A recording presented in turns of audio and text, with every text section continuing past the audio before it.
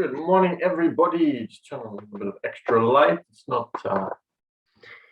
not very bright today. It's a bit overcast in Sydney, but hopefully everybody is good and having a great day regardless of the weather. I just did my morning vibe with some yoga, and we had a presentation about intuition and a couple of other really interesting things. So that's got me all motivated and happy and excited about the day. Let's get into some reading as well. So we've got Rich Dad, Poor Dad, which I only have in Chinese. And I have instead The Art of Thinking Clearly, because you'll probably understand it since it's in English. And we're up to chapter 57. And Mladen's been good enough, who's on Zoom live with us this morning, to share a video, which is very appropriate to today's chapter. So I will share a little bit about that one as well, since that is very appropriate and fits perfectly. Okay, so chapter 57 is if you have nothing to say, say nothing. And the chapter subtitle is a twaddle tendency. Here we go. Reading is going to help us for today. So let's get into it, and then we'll get into our day so we can work on achieving our goals. When asked why a fifth of Americans were unable to locate their country on a world map, Miss Teen, South Carolina, a high school graduate, gave this answer in front of rolling cameras. I personally believe that U.S. Americans are unable to do so because some people out there in our nation don't have maps. And I believe that our education, like such as South Africa and Iraq, everywhere like such as, and I believe that our education over here in the U.S. should help the U.S., should help South Africa, and should help the Iraq and the Asian countries, so we will be able to build up our future. The video went viral. And I have to say, that was actually difficult to read because it makes no sense whatsoever. Catastrophic, you agree. But you don't waste too much time listening to beauty queens. Okay, how about the following sentence? There is certainly no necessity that this increasing reflexive transmission of cultural traditions be associated with subject-centered reason and future-oriented historical consciousness. To the extent that we become aware of the intersubjective constitution of freedom, the possessive individualist illusion of autonomy as self-ownership disintegrates. Ring any bells? Top German philosopher and sociologist Jürgen Habermas' In Between Facts and Norms. Both of these are manifestations of the same phenomenon, the twaddle tendency. Here, reams of words are used to disguise intellectual laziness, stupidity, or undeveloped ideas. So here, reams of words are used to disguise intellectual laziness, stupidity, or undeveloped ideas. Sometimes it works, sometimes not. For the beauty queen, the smokescreen strategy failed spectacularly. For Habermas, it might be working.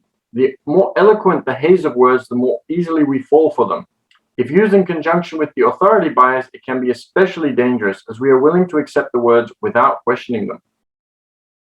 I myself have fallen for the twaddle tendency on many occasions. When I was younger, French philosopher Jacques Derrida fascinated me. I devoured his books, but even after intense reflection, I still couldn't understand much. Subsequently, his writings took on a mysterious aura, and the whole experience drove me to write my dissertation on philosophy. In retrospect, both were tomes of useless chatter, Derrida and my dissertation. In my ignorance, I had turned myself into a walking, talking smoke machine. So it's actually very, very true that when, I'm sure you've all experienced, just like I have and everybody has, that every once in a while you get to a question where somebody asks something, and rather than saying, I am not exactly sure what you said, or I am not exactly sure what you mean, or can you explain a little bit more, or you've already asked and you still don't get it, that you just answer with whatever you can in order to be able to fill in a space. And it is better to keep asking what the person was saying, or it is better to keep going before you say anything. And it's also important to realize that silence is not really an issue. So if I'm struggling to think of what to say right now, which I'm not, but if I were, silence would be better than just filling in anything. And so I can say, I'm going to take a moment to think about that.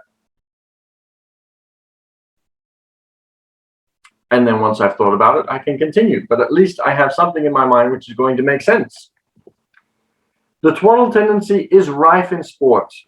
Breathless interviewers push equally breathless football players to break down the components of the game, when all they want to say is, "We lost the game." It's really that simple. But the presenter has to fill airtime somehow, and seemingly the best method is by jabbering away and by compelling the athletes and coaches to join in. Jabber disguises ignorance. This phenomenon has also taken root in the academic spheres. The fewer results a branch of science publishes, the more babble is necessary. Particularly exposed are economists, which can be seen in their comments in economic forecasts. The same is true for commerce on a smaller scale. The worse off a company is, the greater the talk of the CEO. The extra chatter extends to not just a lot of talking, but to hyperactivity, also designed to mask the hardship. A laudable exception is the former CEO of General Electric, Jack Welch. He once said in an interview, "You would not believe how difficult it is to be simple and clear. People are afraid that they may be seen as a simpleton. In reality, just the opposite is true." However, having said that, it is extremely important that you make sure that people don't tend to think that you are being ignorant completely. So, for example,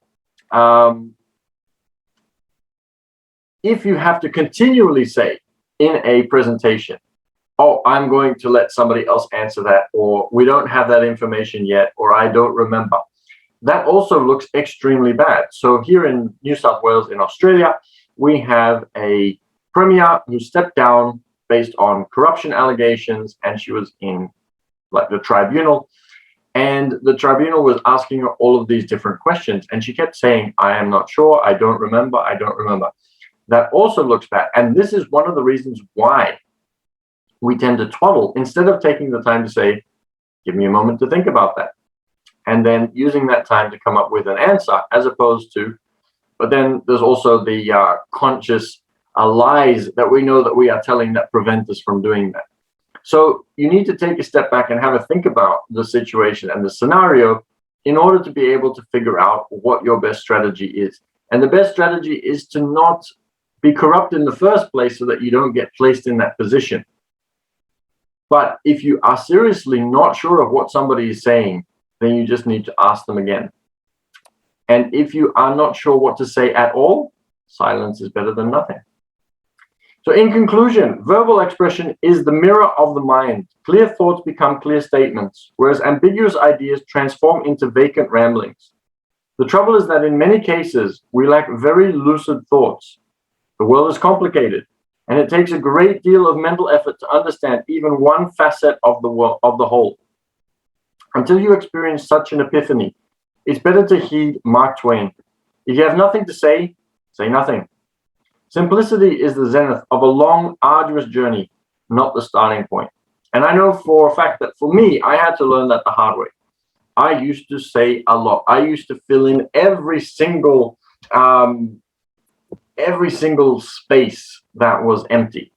And I would really, really dislike having silences. And so I would just talk for the sake of talking, rather than actually taking the time to think and taking a step back and doing it slowly and breathing. And when you can do that, that's when you're going to be able to communicate simply and very, very effectively. So Mladen, thank you for sharing the video yesterday of the actual young lady who was doing a bit of twaddling. I would love to know what everybody thinks, whether I've ever twaddled in one of the videos that I've made of the books that we've been reading, because I read these spontaneously without preparation. I just read the chapter and give my thoughts on the fly. So I'd love to know that. And if you'd like to see some of those other episodes, so you can tell me whether I've been twaddling or not, I would suggest going to YouTube and going to the Passive Cashflow Club. And somebody on Bigo has just asked whether I have a blog. I don't, but I shall. Well, I suppose on Facebook, if you go to Facebook, you can see some of the things that I'm up to, and I will share some ideas. And I have a newsletter that you can also subscribe to. I would love to hear from you. So if you go to Instagram, you can get in touch with me. And on Instagram, I'm available as business_team_6. And I think there's now an underscore official at the end of it. But if you do a search for business_team_6, you should be able to find me there. And I would love to be in touch with you. And yes, I will see if I can put that into my bio. Somebody was going to help me out with my bio, but we never got around to it.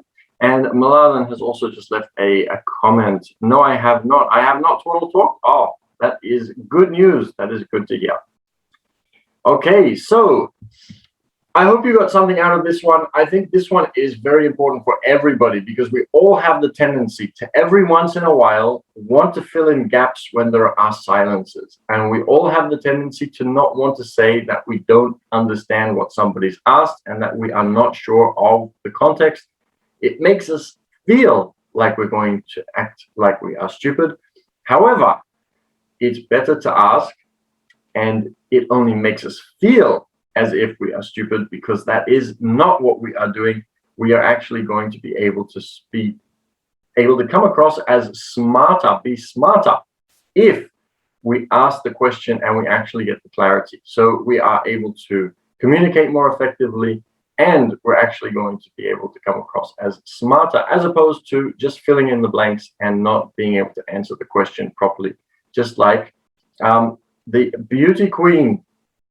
Okay, so for tomorrow, chapter 58, how to increase the average IQ of 2 states. And this one's called the Will Rogers phenomenon.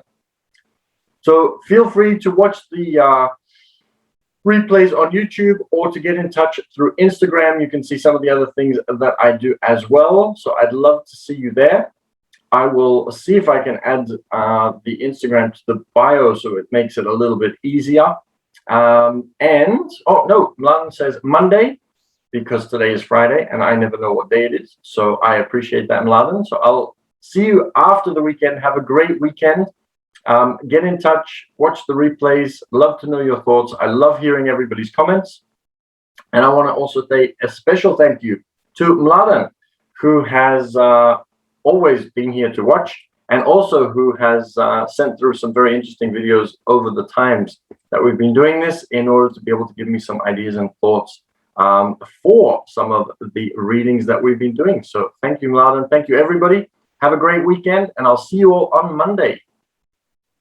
And maybe do some practice on not twaddle talking by asking questions and improving your communication this way.